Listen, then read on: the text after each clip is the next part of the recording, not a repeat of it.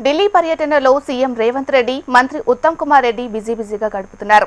రెండవ రోజు ఢిల్లీ పర్యటనలో పలువురు కేంద్ర మంత్రులను వారు కలుస్తున్నారు. ఇందులో భాగంగా కేంద్ర మంత్రి ప్రహ్లాద్ జోషితో సీఎం రేవంత్ రెడ్డి, మంత్రి ఉత్తమ్ కుమార్ రెడ్డి హాజరయ్యారు. దాదాపు అరగంట పాటు ఈ సమావేశం జరిగింది. ఈ భేటీలో తెలంగాణలో కొత్త రేషన్ కార్డులతో పాటు ప్రజా పంపిణీ వ్యవహారాలపై కేంద్ర మంత్రి జోషితో సీఎం రేవంత్, ఉత్తమ్ చర్చించినట్లు తెలుస్తోంది. 2014-2015 సంవత్సరానికి సంబంధించి సేకరించిన ధాన్యం బకాయిలు 14,648.94 కోట్ల రూపాయలను విడుదల చేయాలని కేంద్ర మంత్రిని కోరారు. అలాగే ప్రధానమంత్రి గరీబ్ కళ్యాణ్ యోజన కింద సరఫరా చేసిన బియ్యానికి సంబంధించిన బకాయిలు 343.27 కోట్ల రూపాయలు విడుదల చేయాలని విజ్ఞప్తి చేశారు.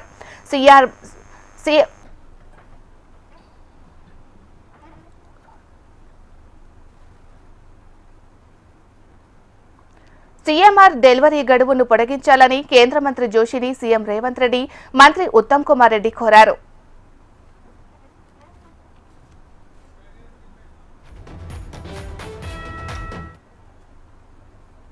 ఢిల్లీ పర్యటనలో సీఎం రేవంత్ రెడ్డి, మంత్రి ఉత్తమ్ కుమార్ రెడ్డి బిజీగా గడుపుతున్నారు. రెండవ రోజు ఢిల్లీ పర్యటనలో పలువురు కేంద్ర మంత్రులను వారు కలుస్తున్నారు. మరి ఇదే అంశానికి సంబంధించి మరింత సమాచారాన్ని మా ఢిల్లీ ప్రతినిధి రామకృష్ణ అందిస్తారు. రామకృష్ణ, ఇక తెలంగాణ ముఖ్యమంత్రి రేవంత్ రెడ్డి రెండో రోజు ఢిల్లీ పర్యటన కొనసాగుతుంది. చాలా బిజీగా ఆయన గడుపుతున్నారు. ఇక చూసుకున్నట్టుగైతే ఈ రోజు ఉదయాన్నే ఆయన ప్రహ్లాద్ జోషిని కలిశారు. ప్రహ్లాద్ జోషిని కలిసి ఈ కొన్ని కీలకమైన అంశాలపై చర్చించారు. కేంద్ర ఆహార పౌర సరఫరాల మంత్రి ప్రహ్లాద్ జోషి మరి 2014-15 సంవత్సరానికి సంబంధించి సేకరించిన ధాన్యం బకాయిలు 14,468.94 కోట్లు విడుదల చేయాలని కేంద్ర మంత్రిని కోరడం జరిగింది. అలాగే ప్రధానమంత్రి గరీబ్ కళ్యాణ్ యోజన కింద సంబంధించిన బకాయిలు 343 కోట్ల రూపాయలు విడుదల చేయాలని చెప్పి కోరడం జరిగింది. సీఎంఆర్ డెలివరీ గడువును పొడిగించాలని కూడా కేంద్ర మంత్రిని రేవంత్ రెడ్డి కోరారు. అయితే ఇక్కడ రేవంత్ రెడ్డితో పాటు ఉత్తమ్ కుమార్ రెడ్డి కూడా ఉన్నారు. మరి ఇద్దరు కూడా తెలంగాణకు సంబంధించిన కీలక అంశాలపై కేంద్ర మంత్రులతో చర్చిస్తున్నారు. మరి దాదాపుగా నిన్న చూసుకున్నట్టుగైతే సిఆర్ పాటిల్ని కలిసి ఈ నీటి వివాదాలకు సంబంధించిన అంశాలపై కూడా చర్చించారు. ఈ రోజు పౌర సరఫరాల మంత్రిని కలిసి రాష్ట్రానికి రావాల్సిన బకాయిలు, పెండింగ్ నిధుల అంశానికి సంబంధించి చర్చించడం జరిగింది. ఈ రోజు మరికొంతమంది కేంద్ర మంత్రులను కలవబోతున్నారు రేవంత్ రెడ్డి.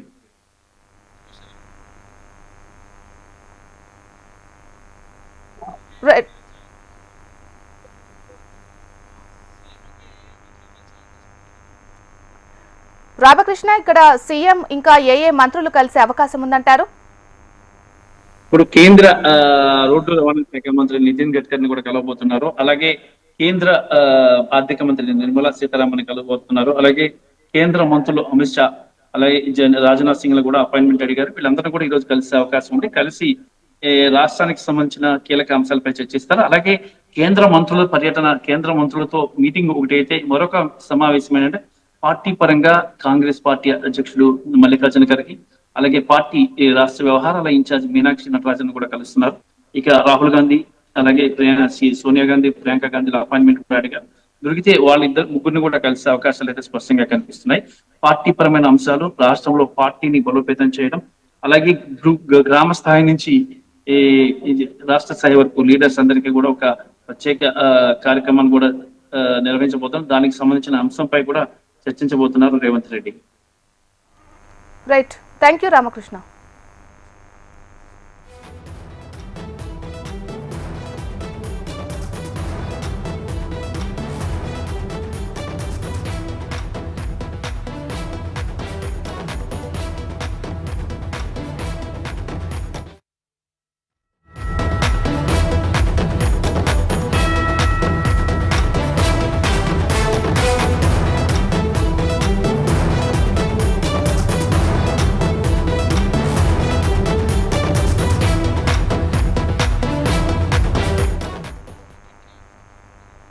ప్రకాశం జిల్లా పర్చూరు నియోజకవర్గంలో ఫామ్ 7 దుర్వినియోగంపై సిట్ ఏర్పాటైంది.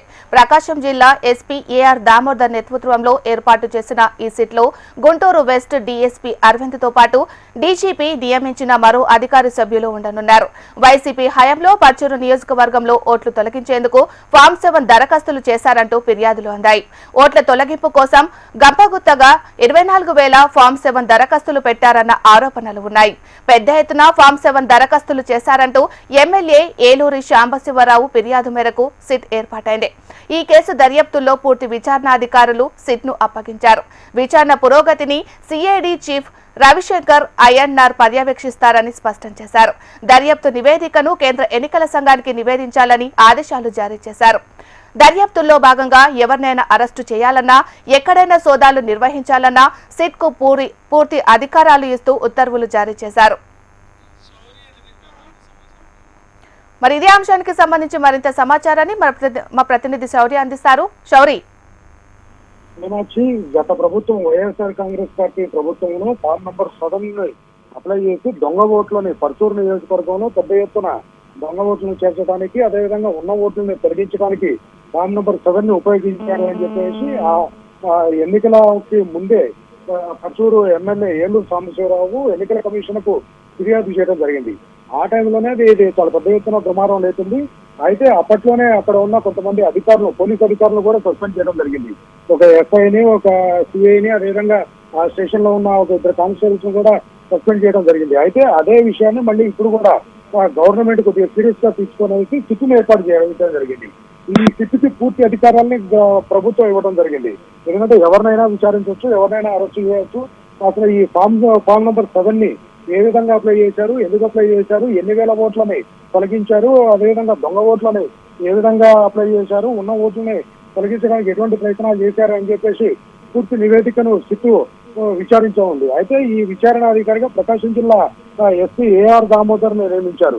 అయితే దీనిలో మరికొంత మంది అధికారులను కూడా ఇస్తున్నట్లుగా డీసీపీ ఉత్తర్వులు ఇవ్వడం జరిగింది. అయితే ఈ ఫామ్ నంబర్ 7 ఆ టైంలోనే సుమారు 25,000 ఓట్ల తొలగించడము, అదేవిధంగా దొంగ ఓట్లను చేర్చడం వంటివి జరిగినాయని చెప్పేసి అప్పట్లో అధికారులకు ఏలూరు సంవత్సరాలు ఫిర్యాదు చేయడం జరిగింది. అయితే ఈ విచారణ పూర్తయ్యే సరికాసం దీనిలో ఎవరెవరు భాగస్వాములు ఉన్నారు, వెనక నుండి దీన్ని నడిపించింది ఎవరు, అధికారుల పాత్ర ఎంతవరకు ఉంది, ఏ శాఖ అధికారులు దీనిలో ఇన్వాల్వ్ అయ్యారనే విషయాలు తేలాల్సి ఉంది. Meenakshi, right, thank you Shouri.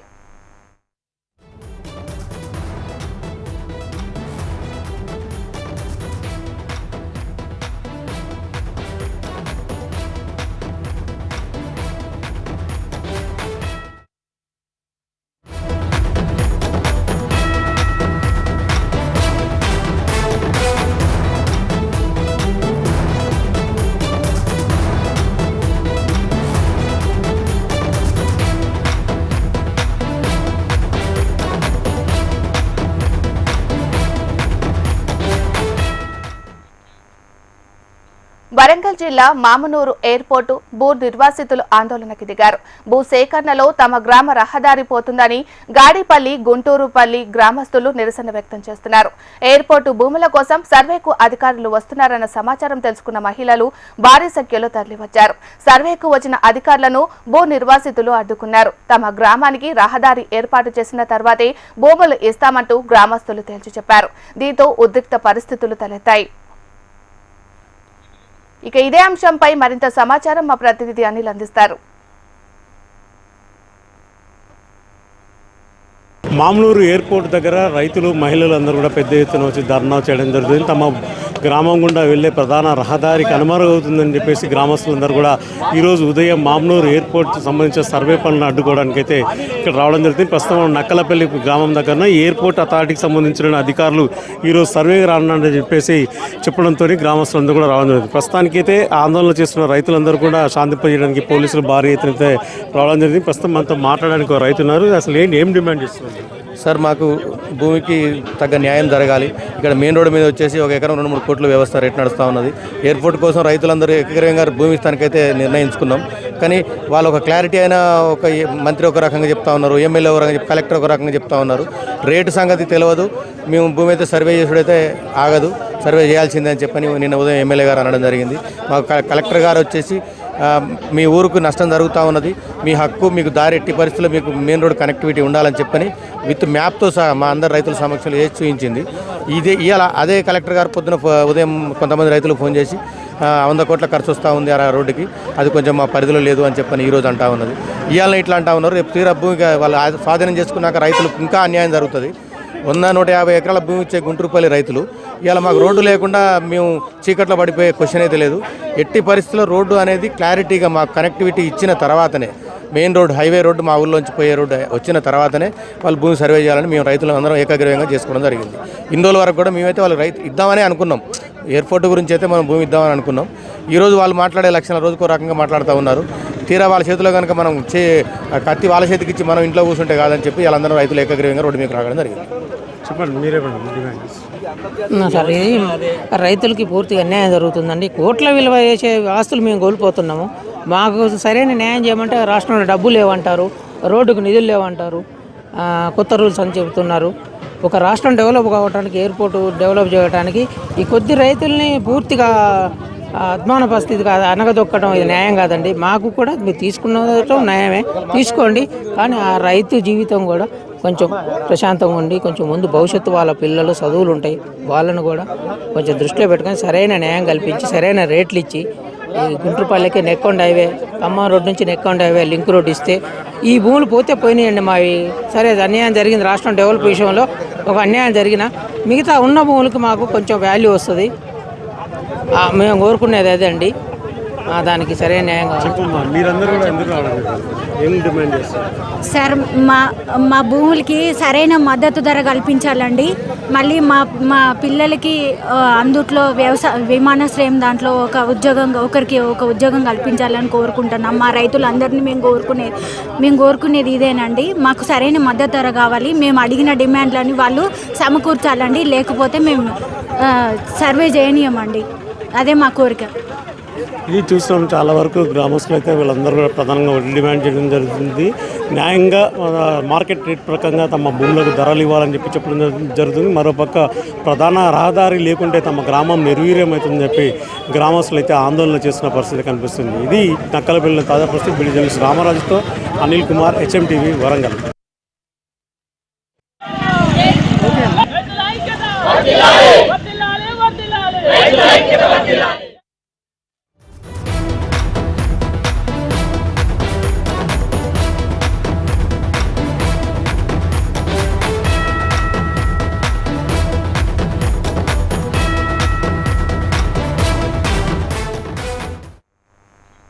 ఉమ్మడి గోదావరి జిల్లాల పట్టభద్రుల ఎమ్మెల్సీ ఎన్నికల కౌంటింగ్ కొనసాగుతుంది. 6వ రౌండ్ పూర్తయ్యే నాటికి మొత్తం 1,68,000 ఓట్ల లెక్కింపు చేపట్టారు. అందులో చెల్లుబాటు అయినవి 1,53,182 ఓట్లు కాగా 14,818 చెల్లనివిగా ఉన్నాయి. 6వ రౌండ్లో కూటమి అభ్యర్థి పేరా బత్తుల రాజశేఖరం 16,254 ఓట్లు సాధించారు. ఇప్పటి వరకు ఆయనకు మొత్తంగా 96,291 ఓట్లు వచ్చాయి. 6వ రౌండ్లో PDF అభ్యర్థి దిడ్ల వీర రాఘవులకు 5,949 ఓట్లు వచ్చాయి.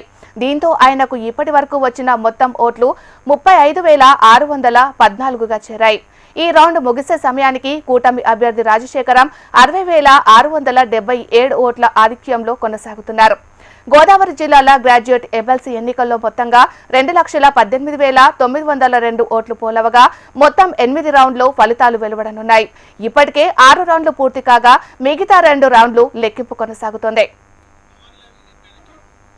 మరి ఇదే అంశానికి సంబంధించి మరింత సమాచారాన్ని మా ప్రతినిధి పవన్ లైవ్ లో అందిస్తారు. పవన్,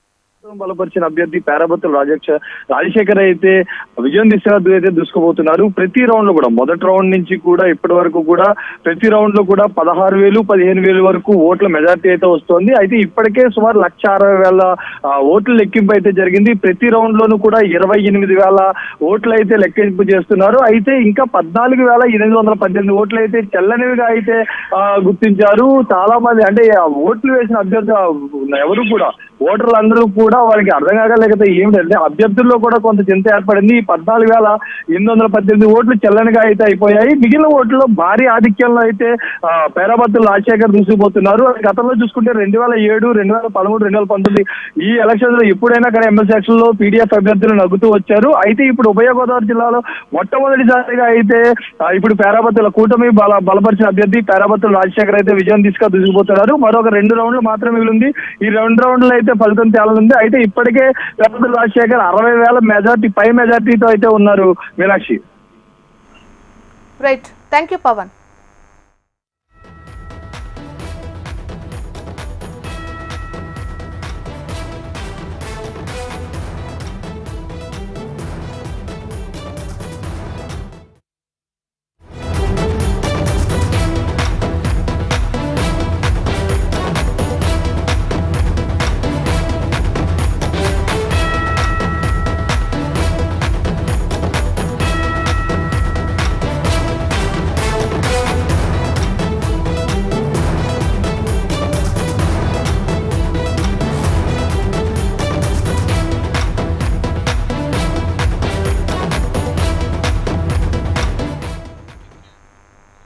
అలిపిరి నడకదారిలో చిరుత కలకలం సృష్టించింది.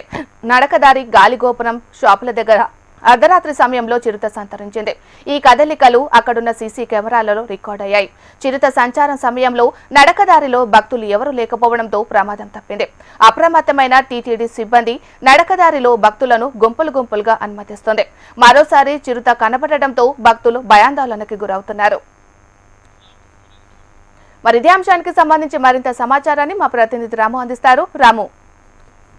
తిరుమల నడకదారిలో మనం చూసుకున్నట్టయితే మరోసారి చిరుత కలకలం రేపింది. అక్కడ ఉన్నటువంటి యొక్క నడకదారి మార్గంలో వెళ్ళేటువంటి గాలిగోపురం షాపుల దగ్గర కూడా అర్ధరాత్రి సమయంలో ఆ చిరుత కదలికలను కూడా ఈ యొక్క సీసీ కెమెరాలో కూడా రికార్డ్ అయ్యాయి. అంటే అర్ధరాత్రి 1 గంట సమయం తర్వాత ఈ యొక్క చిరుత కనిపించింది. నడకదారిలో భక్తులు ఎవరు కూడా లేకపోవడంతో ప్రమాదం తప్పింది అనేటువంటిది అక్కడ ఉన్నటువంటి సెక్యూరిటీ సిబ్బంది ఎవరైతే ఉన్నారో వాళ్ళు అనుకున్నటువంటి సిచ్యువేషన్ అయితే ఉంది. అప్రమత్తమైనటువంటి టీటీడీ సిబ్బంది కావచ్చు, నడకదారిలో భక్తులను గుంపులుగా అనుమతిస్తూ ఉన్నటువంటి సిచ్యువేషన్. మరోసారి ఆ చిరుత కనపడటంతో కూడా భక్తుల్లో పూర్తిగా భయాందోళనకు గురి అవుతున్నారు. ఇదే విధంగా మనం చూసుకున్నట్టయితే గత 2 రోజుల క్రితం ఇక్కడ మన తిరుపతి, అదే విధంగా zoo park, SV zoo park ఉన్నటువంటి మార్గం మధ్యలో కూడా 2 రోజులుగా కూడా చిరుతలు వెళుతూ ఒక ద్విచక్ర వాహనదారుని కూడా ఢీకొట్టి కింద పడినటువంటి ఆ సిచ్యువేషన్. గతంలో మనం చూసుకున్నట్టయితే తిరుపతి నుంచి తిరుమలకు వెళ్ళేటువంటి అలిపిరి మెట్ల మార్గం ఏదైతే ఉందో ఆ యొక్క మెట్ల మార్గం ద్వారా వెళ్ళేటువంటి భక్తులందరికీ దగ్గర కూడా ఈ యొక్క గుంపులుగా పంపిస్తూ వాళ్ళకి కర్రలను కూడా చేతనిచ్చి పంపించేటువంటి సిచ్యువేషన్ అయితే ఉంది. 6 గంటలు పైబడి ఎవరిని కూడా అలిపిరి మెట్ల మార్గం కావచ్చు, శ్రీవారి మెట్ల మార్గం ద్వారా పంపించకుండా పూర్తిగా కూడా నిలుపుదల చేసి తిరిగి ఉదయం 6-7 గంటల ప్రాంతంలో కూడా భక్తులందరినీ కూడా తిరుమల శ్రీవారి దర్శనానికి పంపించేటువంటి ఏర్పాటు గతంలో కూడా టీటీడీ కూడా చేసింది. అయితే ఈ యొక్క చిరుత సంచారం ఎక్కువ అవుతూ ఉండటంతో కూడా భక్తుల్లో వారి యొక్క భయాందోళనను పోగొట్టడానికి అనేక వారికి కావాల్సినటువంటి సహాయ సహకారాలు టీటీడీ సిబ్బంది కావచ్చు, అదేవిధంగా విజిలెన్స్ అధికారులు, ఫారెస్ట్ కి సంబంధించినటువంటి టీటీడీ సిబ్బంది ప్రతి ఒక్కరూ కూడా అన్ని సహాయక చర్యలు కూడా వాళ్ళకి చేస్తూ ఉన్నారు. అంటే గతంలో జరిగినటువంటి సందర్భాలు తిరిగి పునరావృతం కాకుండా కూడా ఇటువంటి మార్గాలను టీటీడీ యోచించేటువంటి పరిస్థితి ఉంది. గతంలో మనం చూసుకున్నట్లయితే ఒక చిన్నారిని చిరుత ఈ యొక్క 7వ మైలు వద్ద కూడా నోట తీసుకెళ్లినటువంటి సిచ్యువేషన్ ఉంది. వీటన్నిటినీ కూడా ఇటువంటి సంఘటనలు తిరిగి పునరావృతం కాకుండా భక్తులందరికీ కూడా శ్రీవారి దర్శనం మెట్ల మార్గంలో ఎటువంటి ఇబ్బందులు తలెత్తకుండా టీటీడీ అన్ని రకాల చర్యలు చేపడుతుంది. Right, thank you Ramu.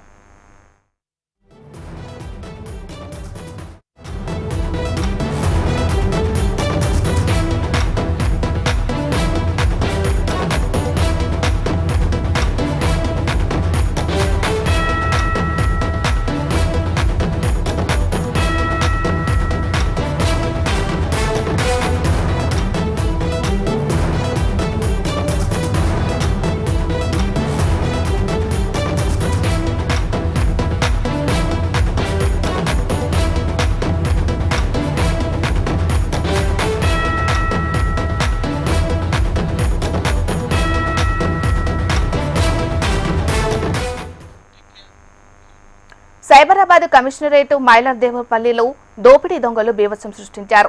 Madhuban colony వద్ద గల ఏటీఎం సెంటర్లో దొంగలు చొరబడి డబ్బులు తొలగించడానికి విఫల ప్రయత్నాలు చేశారు. డబ్బులు రాకపోవడంతో ఏటీఎంకు నిప్పు పెట్టారు. ఈ విషయాన్ని గమనించిన స్థానికులు మంటలను ఆర్పివేసేలోగా ఏటీఎం మిషన్ పూర్తిగా దగ్ధమైంది. ఏటీఎం మిషన్ అగ్నికి ఆహుతైన సమయంలో సుమారు 7 లక్షల రూపాయలు మిషన్లో ఉన్నట్లు ఎస్బీఐ బ్యాంక్ అధికారులు వెల్లడించారు. కేసు నమోదు చేసుకున్న మైలర్దేవపల్లి పోలీసులు దర్యాప్తు చేస్తున్నారు. ఈ ఘటన ఆలస్యంగా వెలుగులోకి వచ్చింది.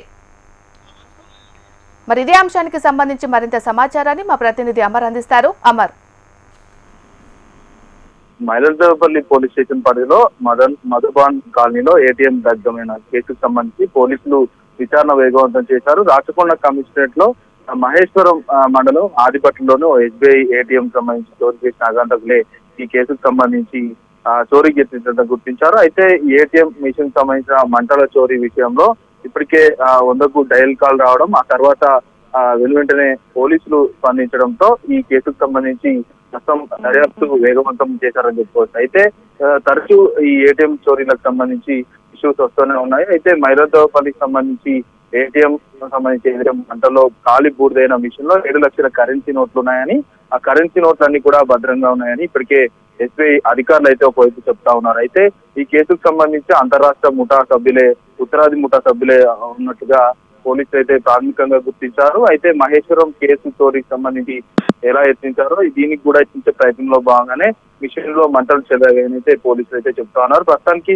ఏటీఎం చోరీ చేసేందుకు ముందుగా కొట్టడం, ఆ తర్వాత గుర్తు తెలియకుండా ఏటీఎం తస్కరించే ప్రయత్నం అయితే చేశారు. ఓల్డ్ సిస్టమ్ ఉన్న ఏటీఎంల టార్గెట్ దొంగతనాలు పోలీసులు గమనించారు. ప్రస్తుతం బ్యాంకు అధికారులు ఫిర్యాదు మేరకు పోలీసులు కేసు నమోదు చేస్తా ఉన్నారు. అయితే అంతరాష్ట్ర ముఠా కావడం ముంబై వైపు వీళ్ళు వెళ్ళినట్టుగా పోలీసులు ప్రాథమిక నిర్ధారణలో వెల్లడైంది. ప్రస్తుతానికి పోలీసులు ఈ కేసుకు సంబంధించి దొంగల కోసం గాలింపు చర్యలు అయితే ముమ్మరం చేశారు. Right, thank you Amar.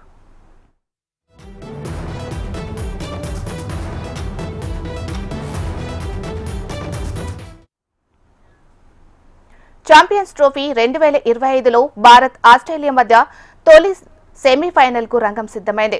Dubai వేదికగా ఈ మ్యాచ్ జరగనుంది. 2 బలమైన జట్లే కావడంతో మ్యాచ్ హోరాహోరీగా సాగడం ఖాయంగా కనిపిస్తుంది.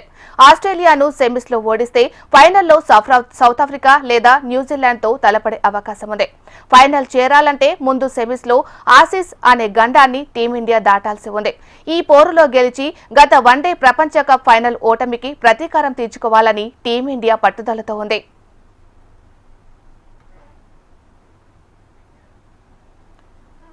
ఛాంపియన్స్ ట్రోఫీ 2025లో భాగంగా ఇవాళ తొలి సెమీస్ జరగనుంది.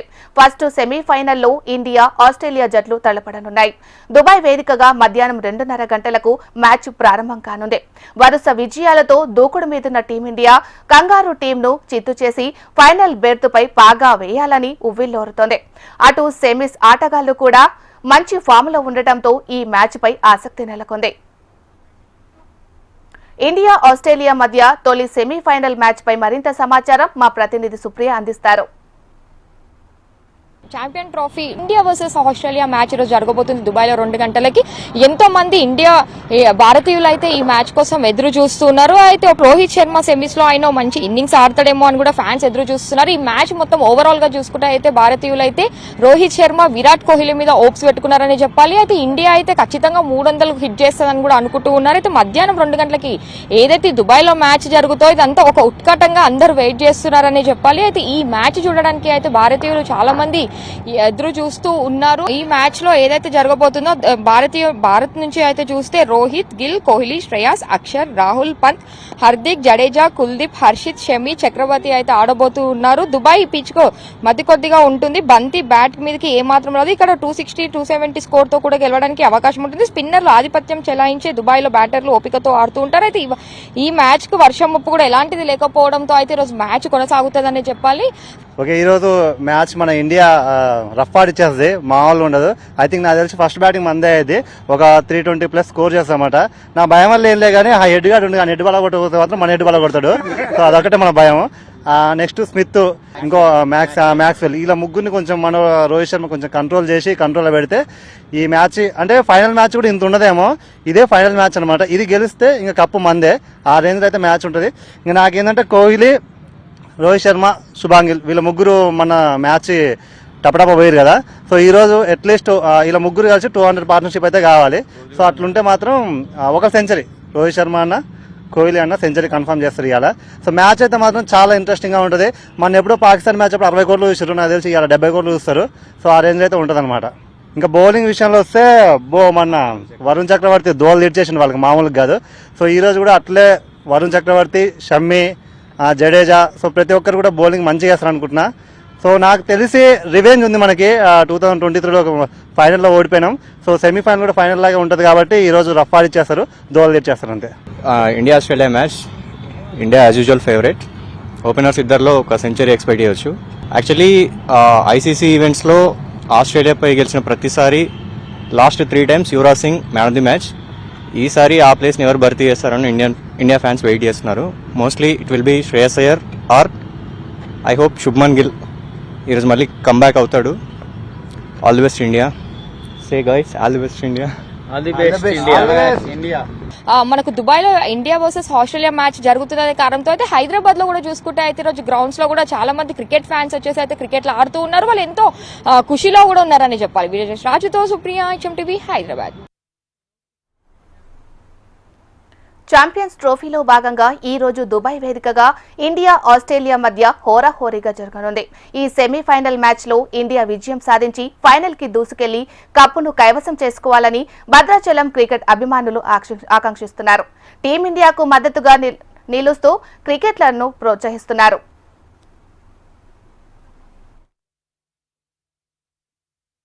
దుబాయ్లో జరుగుతున్నటువంటి ఛాంపియన్స్ ట్రోఫీ ఈరోజు match India versus Australia. India గెలవాలని మనస్ఫూర్తిగా కోరుకుంటున్నాము. అండ్ మనకి స్ట్రాంగ్ బ్యాటింగ్ లైనప్ ఉంది. Top order and middle order batting, ఇదే మనకి ప్లస్ పాయింట్ అవుతుందని చాలా ఆశిస్తున్నాను. ఎందుకంటే శ్రేయస్ అయ్యర్, కేఎల్ రాహుల్ మిడిల్ ఆర్డర్లోని చాలా బాగా ఆడుతున్నారు. అండ్ టాప్ ఆర్డర్ కూడా senior player and Rohit Sharma and Virat Kohli మంచి స్కోర్ చేయగలిగితే, శుభం గిల్ కూడా చాలా ఫామ్లో ఉన్నాడు, మంచి స్కోర్ చేయగలిగితే టాప్ ఆర్డరు మంచి టార్గెట్ ఇవ్వగలుగుతాం. ఏదైనా సరే మనం బ్యాటింగ్ చేసి మంచి స్కోర్ ఇవ్వగలిగితే ఆ స్పిన్ కూడా మనకి చాలా చాలా బెనిఫిట్ ఉంది. ఖచ్చితంగా మనలో విన్ అవ్వాలంటే మంచి స్కోరు మినిమం మనకి 200-300 అబోవ్ మన స్కోర్ ఇవ్వగలిగితే ఖచ్చితంగా మన మ్యాచ్ విన్ అవుతాం. Morning everyone. ఈరోజు దుబాయ్ వేదికగా మన ఛాంపియన్ ట్రోఫీ జరుగుతుంది. ఛాంపియన్ ట్రోఫీలో ఇండియా ఆస్ట్రేలియా తలపడుతుంది. దీంట్లో ఇవాళ మాకు తెలిసిన వీటి ప్రకారం ఇవాళ కోహ్లీ సెంచరీ చేస్తున్నాడని నా నమ్మకం ఉన్నది. కోహ్లీతో పాటు తర్వాత మన రోహిత్ శర్మ కూడా బాగా ఆడతాడని కోరుకుంటున్నాము. ఈ తప్పకుండా ఈసారి ఫైనల్ కూడా మన ఇండియా గెలుస్తుందని ఆశిస్తున్నాను. ఈరోజు ఇండియా ఆస్ట్రేలియా దుబాయ్ వేదిక మ్యాచ్ జరుగుతుంది, సెమీఫైనల్ మ్యాచ్. ఈ మ్యాచ్ చాలా గొప్ప మ్యాచ్. ఎందుకు సెమీఫైనల్లో గెలిస్తేనే ఫైనల్కి వెళ్తారు. కాబట్టి మన ఇండియా ఆస్ట్రేలియాను చిత్తుగా ఓడించాలని మన రోహిత్ శర్మ, విరాట్ కోహ్లీ లాంటి వాళ్ళు మంచిగా సెంచరీ చేసి అద్భుతమైన పర్ఫార్మెన్స్ ఇచ్చి మ్యాచ్ని గెలిపించాలని, అది అట్లాగే మళ్ళా ఫైనల్లో కూడా ఇండియా ఖచ్చితంగా గెలవాలని కోరుకుంటున్నాం. ఇవాళ India versus Australia semifinal match ఉంది. 2013లో ఇండియాను ఓడించారు, కానీ ఈ మ్యాచ్లో మనం రివెంజ్ టైం తీసుకోవాలి. అందుకే గెలవాలని కోరుకుంటున్నాం. ఇవాళ విరాట్ కోహ్లీ సెంచరీ కొట్టాలని అందరూ కోరుకుంటున్నాం.